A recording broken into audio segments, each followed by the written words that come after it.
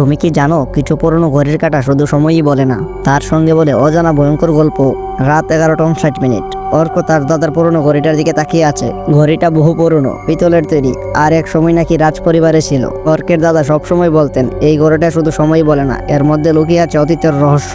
আজ অর্কের মনে হলো ঘড়িটা একটু অদ্ভুতভাবে টিকটিক করছে। মনে হচ্ছে এর কাঁটা স্বাভাবিকের চেয়ে একটু বেশি জোরেই চলছে। ঠিক তখনই 12টা বাজতেই ঘড়িটা বন্ধ হয়ে গেল। অর্ক অবাক হয়ে উঠে দাঁড়ালো। হঠাৎ ঘরের বাতি একবার জ্বলে উঠে আবার নিভে গেল। চারপাশে একটা গা চমচমে অন্ধকার, বাতাসে কেমন যেন একটা পুরনো কাঠের পরা গন্ধ। আবার সেই শব্দ, কিন্তু এবার ঘরের দিক থেকে নয়, বরং ওর ঠিক পিছন থেকে।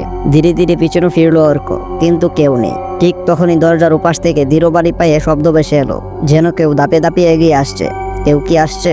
অর্ক দরজার দিকে এক পা বাড়াতেই কানে এলো এক রহস্যময় গলার স্বর। সবাই ফুরিয়ে গেছে। পরক্ষণেই দরজার ফাঁক দিয়ে এক জোড়া রক্তলাল চোখ উঁকে দিল। অর্ক চিৎকার করার আগেই ঘড়ির কাঁটা আবার চলতে শুরু করলো, কিন্তু এবার কাঁটা চলছিল উল্টো দিকে। তুমি হলে কি এই ঘড়িটা সঙ্গে রাখতে চাইতে? কমেন্টে জানাও। আর গল্প ভালো লাগলে লাইক, শেয়ার, সাবস্ক্রাইব করতে ভুলো না।